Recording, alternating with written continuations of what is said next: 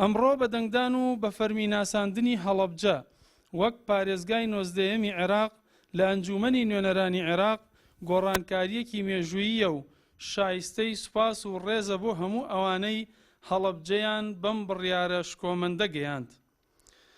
ئەمڕۆ ڕۆژێکی نوێ لە هەڵەبجە هەڵهات. بەری ئەو ڕۆژە بە بێژنگی کیمیایی باران و فەرامۆشکردنی نەگیرا. پێویستی بە شکرانە بژێری پەروەردگار و پاشان ستایشی دڵسۆزان هەیە.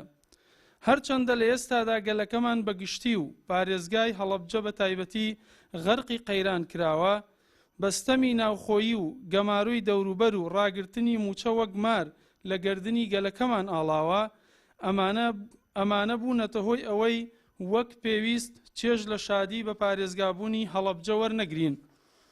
لەگەڵ ئەوەدا ئومێدەوارین ئەم بڕیارەی ئەنجومەنی نوێنەرانی عێراق بەشێک لە برینەکانی فەرامۆشکردنی ساڕێژ بکات و ئاهێک بە ڕۆحی شەکەتی دانیشتوانی ئەم پارێزگایەدا بێت و بە فەرمی کەیسی هەڵەبجە و سزادانی کۆمپانیا ژەهر فرۆشە مرۆڤ کوژەکانی چەکی قەدەغەکراوی نێودەوڵەتی بناسێنێت و قەرەبووی ئەو تاوانە جەرگ بڕە بکاتەوە و ئەرکی ئەنجومەنی نوێنەرانی عێراقا یاسا بۆ ئەوە دەربکات.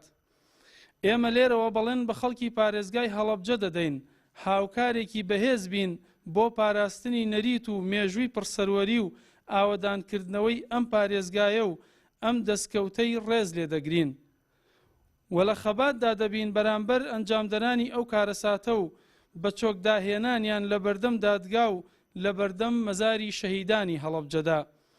درود بۆ شەهیدان و قوربانیان و بەرکەوتەکانی هەڵەبجە. پیرۆزە ئەم ڕۆژە.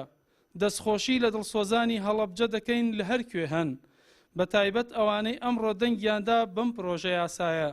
مەڵبەندی هەڵەبجەی کۆمەڵی دادگەری کوردستان 4/4/2025 زاینی 16 شەوالی 1446 کۆچی. وەسەلام عەلەیکوم.